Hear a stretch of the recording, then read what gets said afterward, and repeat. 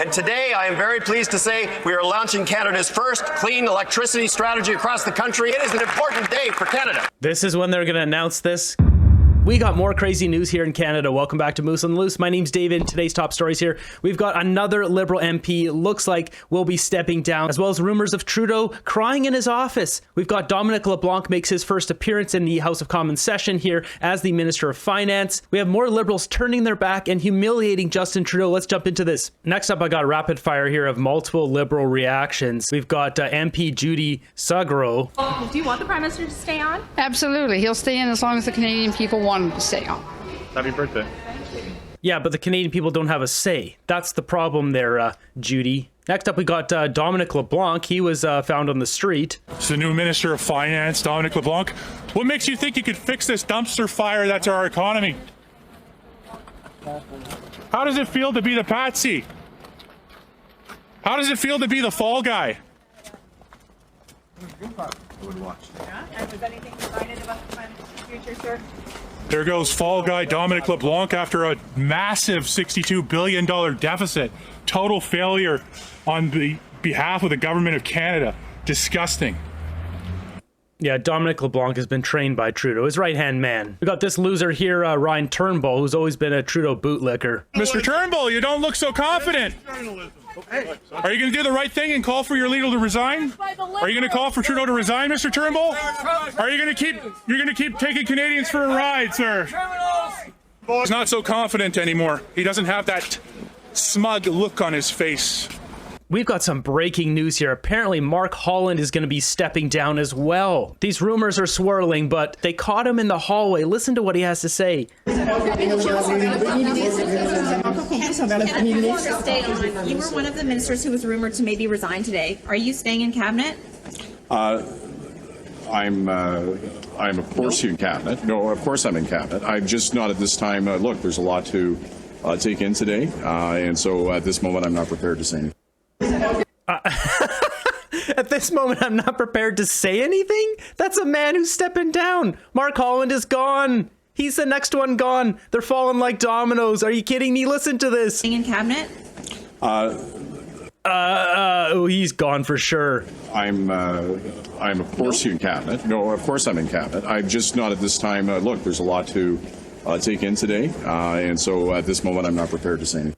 This is unbelievable. They're all falling. They're finally realizing that they've been bamboozled. Yeah, I mean, they knew it all along. They knew who they were supporting in Justin Trudeau. It's not like they didn't know what was going on. We got this one posted by Mark Nixon. It says, rumors circulating that Justin Trudeau has locked himself in his office and can be heard crying. It says the report is coming from staff members.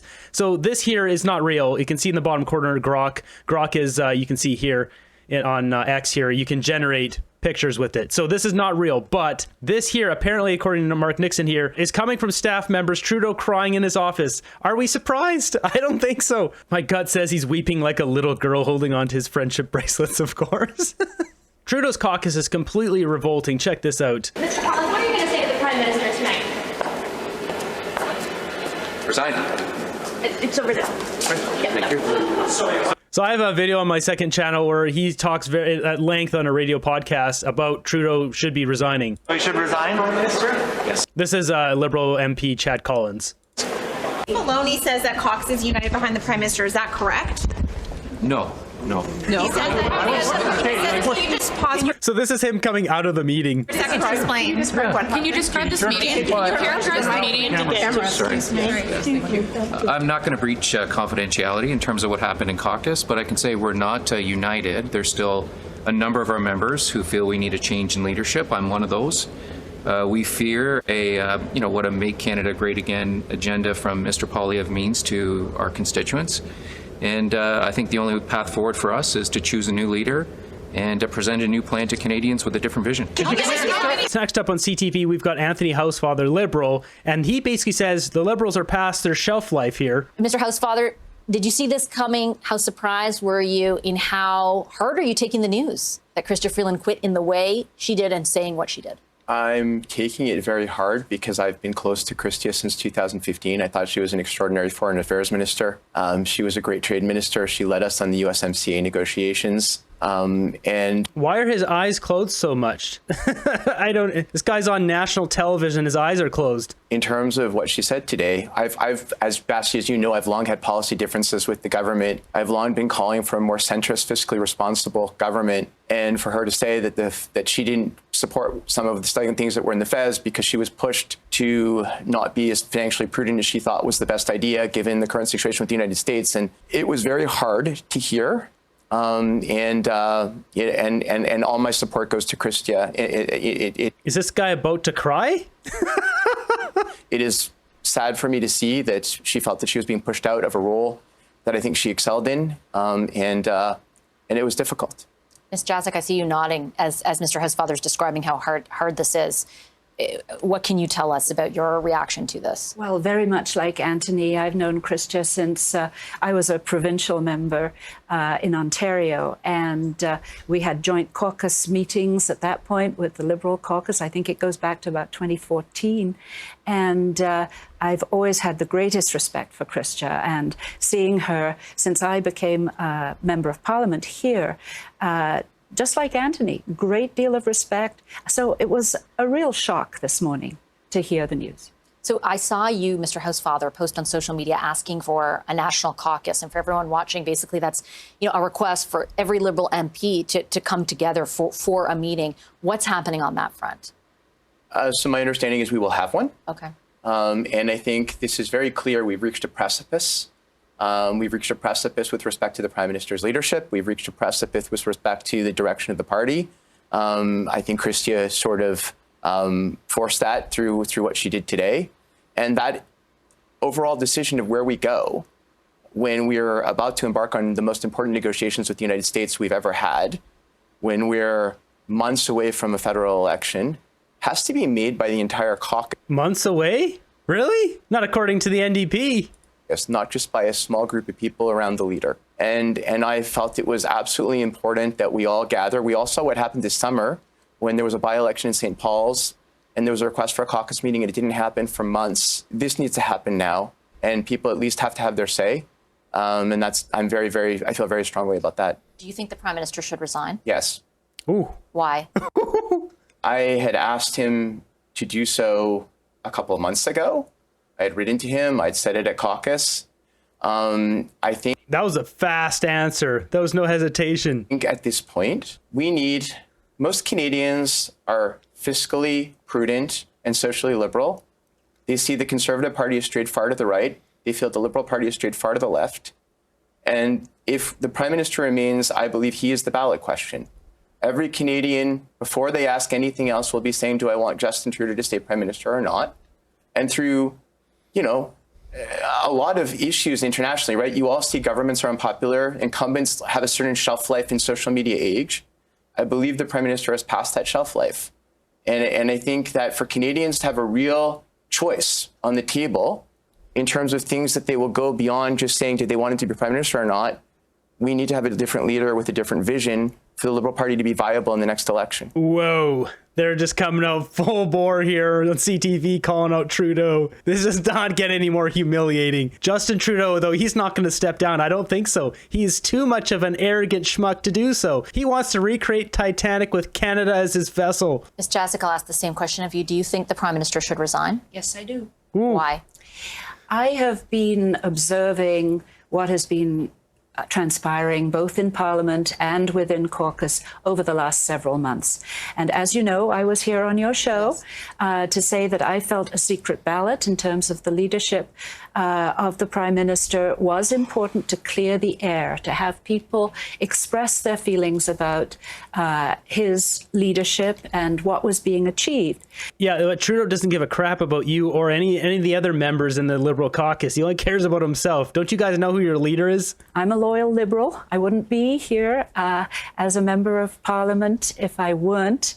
And what I have been observing is that we are not able to bring Liberal policies forward in a constructive manner I was hoping we would be working on a future platform for the next election, where we would be discussing how we want to help Canadians and move forward. And that simply has not been occurring. Parliament is all tied up, as you know. We haven't had the opportunity for that kind of good discussion within. You just know Trudeau's fuming at home. He's like, that Polyev. But he's not going to step down. He has to be forced out, and he'll be forced out by Canadians in a vote. What a mess. Yesterday was a gong show at the bottom of a dumpster fire, wrapped up in a cluster. The finance minister resigns, the prime minister hides all day, and then has to beg his MPs not to fire him. But the worst news, buried underneath it all, was a devastating gut punch to Canadian taxpayers. A $62 billion deficit smashing through the already insane $40 billion guardrail. Canada is a serious G7 NATO partner staring down the threat of 25% tariffs. We deserve a strong leader with a new mandate. Why not let Canadians decide by calling a carbon tax election? The Honourable Minister of Finance and Public Safety. Mr. Speaker, I want to start by thanking the Opposition House Leader for his heartfelt congratulations on my new role. I want to tell him, Mr. Speaker, and all Canadians, that our government is very proud of the fall economic statement that we made public yesterday. Mr. Speaker, the fall economic statement speaks to growth in the Canadian economy. It speaks Are we surprised Justin Trudeau didn't show up again? He wasn't there yesterday. He isn't here today. To supporting Canadians with serious affordability challenges. It speaks to a declining debt to GDP ratio, the best in the G7. And Mr. Speaker, we haven't finished supporting Canadians, something the Conservatives aren't interested in doing. Finish supporting? You guys haven't started. Well, I'd like to congratulate the new finance minister for being the fourth finance minister in a 24-hour period. But it's the same old talking points. What they did yesterday was smash through that $40 billion guardrail. What does that mean? It now means that Canadians have to pay back all that money with interest, and 43 cents of every dollar you earn now has to go to pay the tax burden. More money to bankers and bondholders. In fact, the government's now spending more on the interest on that debt than on health care. But the Prime Minister doesn't care. He doesn't worry about where the money comes from. He's never had to worry about that. So why not let Canadians decide their future by calling a carbon tax election? This is such a good point, such an understated point. Justin Trudeau has never had to worry where any money comes from. He was born a silver spoon baby. Money was always there. He was in the Prime Minister's office when he was a kid. He has never had to worry about this. Why would we have this guy as our leader? He should have never been elected. He's the worst kind of person that could ever run a government. Mr. Speaker, Canadians expect their government to be focused on their economic concerns. They expect their government to be focused on the real threat the 25% tariffs across the board would mean to the Canadian economy. That's the work that our government's doing. I can report, Mr. Speaker, I had an encouraging preliminary conversation with the Foreign Affairs Minister yesterday, with the Border Czar, with Mr. Holland. We look forward to working with the incoming administration on border security, something that the fall economic statement generously supported yesterday. This is the work Canadians expect us to be focused on, and we're looking forward to doing that work. They were so proud of that fall budget that they tabled it in the House and then ran and hid for the rest of the day. Well, they literally did that. Karina Gould, if you didn't catch it, she dropped the papers and then took off. They should be answering questions on that. She literally just took off. Recap. The Prime Minister announced $250 checks and then had to cancel them. He announced a 2-month GST tax trick that businesses say they want to implement, and the Prime Minister now says is optional. A broken immigration system, Parliament seized with a $400 million corruption scandal, all the while 2 million food bank visits, doubled housing costs, record high consumer debt, the dollar below 70 cents, and the Prime Minister raising prices by quadrupling the carbon tax. Yes. Again, why not let Canadians decide their future by calling a carbon tax election? Mr. Speaker, as I said a moment ago, we're proud of the fiscal and economic record of this government. This is a record, Mr. Speaker, of supporting Canadians through the pandemic.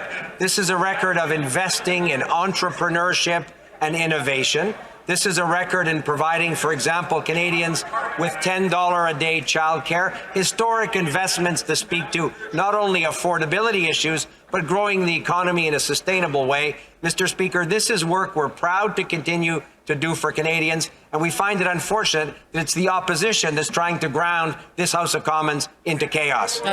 Hand over the documents. You guys are going to jail. We don't want you to do anything for us but get out of our government. I think I speak for everyone here. People are right to be angry. We've got a prime minister who's more interested in protecting his own job than he is in protecting Canadians against a threat. I'm going to ask you. Jagmeet's getting heckled. People are right to be angry. They've got a prime minister who's more interested in protecting his own job than defending Canadians against Trump. We've got a prime minister who has failed this guy. Workers from rich CEOs that the Conservatives love, who continue to rip off Canadians and drive up the cost of food and homes. The Prime Minister has failed. For New Democrats, it's always workers first and not CEOs. This guy. Conservatives want to defend. So will the Prime Minister acknowledge he has failed? He has to quit. There's no claps for Jagmeet Singh. Yeah, except little Peter Julian behind him there. What a joke. Get all these fools out of there. Thank you, Mr. Speaker. Mr. Speaker, this House voted in confidence of this government just last week on multiple occasions. Mr. Speaker, we have important... That is important to point out. Jagmeet did support the Liberals just last week. Work to do on behalf of Canadians. We have a very important relationship to manage with the United States at a pivotal time, Mr. Speaker, and that is exactly what this government is focused on doing. Thank you, Mr. Speaker. Hand over the documents to the RCMP. What happened to our $400 million? On protecting CEOs to the harm of workers. He's going to go into French here, but let's just jump ahead. Yesterday, the fall economic statement confirmed what former finance minister, the budget officer, and the Globe and Mail already told us, that this weak and now wounded prime minister hijacked the statement to drive Canada through the fiscal guardrail and over a cliff. $62 billion in overspending. That's 50% higher than their own target set just months ago. They told us over and over again that the deficit wouldn't exceed $40 billion. Simple question. Why did they mislead Canadians again? Yeah, way to go! Mr. Speaker, far from misleading Canadians, the government thinks it's important to be transparent in terms of the fiscal picture of the government. That's why, Mr. Speaker, based on legal advice and accounting practices, the government booked contingent liabilities that increase the initial deficit projection to the level that my colleague referred to. Mr. Speaker. Is Mark Miller asleep? It doesn't look like he's reading something. Look at this guy. He looks like he's out cold. So let's watch him here, see if he actually wakes up. This is about righting historical wrongs with Indigenous peoples, something the previous government, Conservative government, ignored. And Mr. Speaker, we think the responsible thing to do is to be transparent with Canadians. That's exactly what we did. That's right. Mr. Speaker, of the Liberal ministers that still remain, not a single one would stick around yesterday to even defend the statement. They dropped it here and then ran out the door. $62 billion of new debt and new inflationary spending for Canadians to pay on their grocery bills, on their home heating, and on everything else. That's equivalent to spending $1 every second for nearly 2,000 years. The Prime Minister has clearly lost control of his caucus. He's lost control of his cabinet. He's now lost control of spending. So when will he give Canadians the chance to weigh in and call a carbon tax election? That's right. Mr. Speaker, we have no lessons to learn from the Conservatives, Mr. Speaker. On the eve of Christmas, what we presented to Canadians, Mr. Speaker. I mean, this guy's such a joke. I mean, look at Wilkinson's just laughing at him. So is Sean Fraser. This guy's like the main act of the circus. It's no time for slogan. It's no time for smiles, Mr. Speaker. This is time for us to be serious. What the Minister of Finance presented yesterday was a fall economic statement which is focused on growth, investment in our workers, investment in our industry, and investment in Canada. Mr. Speaker, you know what? Because confident countries invest in themselves, something that the Conservative could not understand. We'll stand for Canadians. We'll stand for Canada on this side of the House. Good job. Who is in charge of the clattering train? The Prime Minister has lost the confidence of Canadians, and now he's lost the confidence of his MPs and his cabinet. He's focused not on Canadians, but on himself as he clings to power. Yesterday, the government posted a $62 billion deficit blowing through the guardrails. The government is careening out of control. Things are in complete chaos. When will we get an election? Yeah! Mr. Speaker, what the Conservative opposition is doing is they are focused on us while we are focused on Canadians, Mr. Speaker. We are focused on ensuring... Name the traitors. You guys haven't named the traitors. Are we seriously going to go into an election and not know who the traitors in our government are? Come on. That we are delivering affordability measures for Canadians at a difficult time. We are focused on ensuring that we have a strong relationship with our most important trading partner, the United States. That is what this government is squarely focused on: Canadians, protecting the Canadian economy and protecting Canadian jobs. Thank you, Mr. Speaker. Mr. Speaker, not only did the statement post a $62 billion deficit, it revised 2025 growth down, and it revised 2025 unemployment up. The Prime Minister has failed to recognize the gravity of the moment. He's focused not on Canadians, but on himself. His government is in utter and complete chaos. So when will the Prime Minister realize that the end is here, that his government and this Parliament is dead, and call an election? Mr. Speaker, on the contrary, we have the lowest debt and deficit in the G7, Mr. Speaker, and in addition, in the fall economic statement, Canadians can see supports for affordable housing, supports for $10 a day childcare, supports for public servants who want early retirement. They do, which is cut, cut, cut. Yeah, we don't need any more of that. Next up, you got to check out what Michael Barrett says here. Just absolutely dishes it cold and straight to the point. Thousand Islands and Rideau Lakes. This week, Liberal Prime Minister has lost the confidence of his cabinet, of his Liberal MPs, and of Canadians, but he still clings to power. And yesterday, the economic statement from his phantom finance minister, Carbon Tax Carney, posted a $62 billion deficit, which is absolutely devastating for Canadians. And they tried to pin it on the finance minister, and she quit in protest. Canadians have had enough of these dirty Liberal backroom deals where Carbon Tax Carney gets all of the power but has none of the accountability. When will these Liberals call a carbon tax election? Because Canadians just can't trust them. So that is what happened. She quit in protest because of Justin Trudeau. This is Justin Trudeau's number two, the Deputy Prime Minister of Canada. It seems very much Carbon Tax Carney was slated to be the new finance minister, and because of the big blow up, because Freeland quit, he didn't want to be associated with it. Justin Trudeau then had to go to his buddy Dominic LeBlanc and say, hey, I need you to take over finance now. Mr. Speaker, rather than talking down Canada, let's stress the facts. Inflation has come down to 1.9%, Mr. Speaker. Exactly. We have the lowest debt and the lowest deficit in the G7. $10 a day childcare. So we believe in supporting Canadians, something the Conservatives could never claim to do. Vive le Canada! Just like the 9 years of failures of this NDP Liberal government, Canadians have lost confidence in this Prime Minister, and they showed it last night with the overwhelming majority election of Tamara Jansen in Cloverdale, Langley City.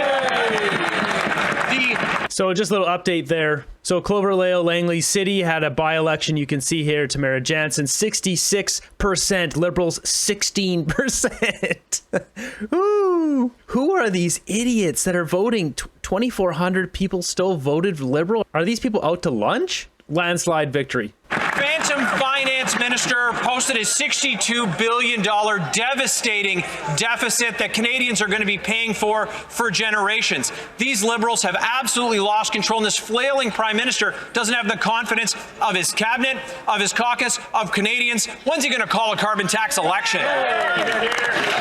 Thank you, Mr. Speaker. In the fall economic statement yesterday,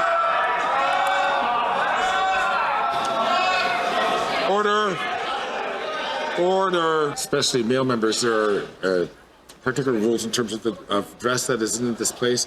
I am not certain that the sweater is a trout, but I'll invite the Honourable Minister perhaps to button up his jacket. What? Oh, they're heckling his shirt. So just to go back. So they're complaining about his shirt here. It says Service Canada 125 years. Today, Mr. Speaker, we actually celebrate the 125th anniversary of the Canada Forest Service, which is something that I think all parliamentarians should be able to support. Mr. Speaker, in the fall economic statement were investment tax credits related to electricity production. It is part of building an economy for the future that will create jobs and economic prosperity across this country. It will ensure affordability for consumers. It will ensure reliability of the grid. And today, I am very pleased to say we are launching Canada's first clean electricity strategy across the country and the clean electricity regulation. It is an important day for Canada. This is when they're going to announce this clean electricity grid. Trudeau's caucus is falling apart and they're making an announcement today. Yeah, nice distraction. Next up on this broadcast, they're talking about Dominic LeBlanc's appointment as finance minister.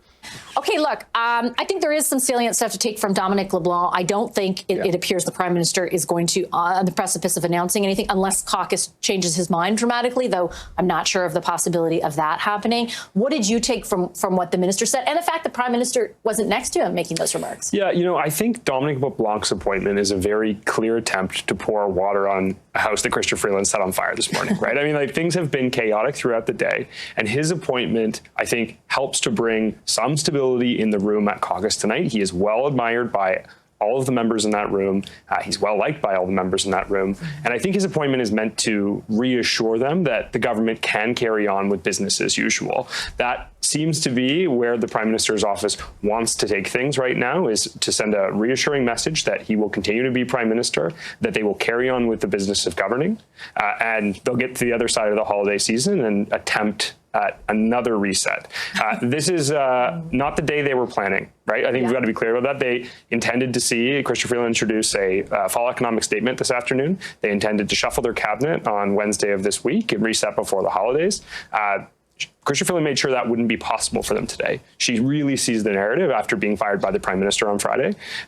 And so, they're in a bit of a mode of try and right the ship, try and stabilize the environment that they're in. And Dominic LeBlanc as finance minister helps to do that, helps them to survive through the night.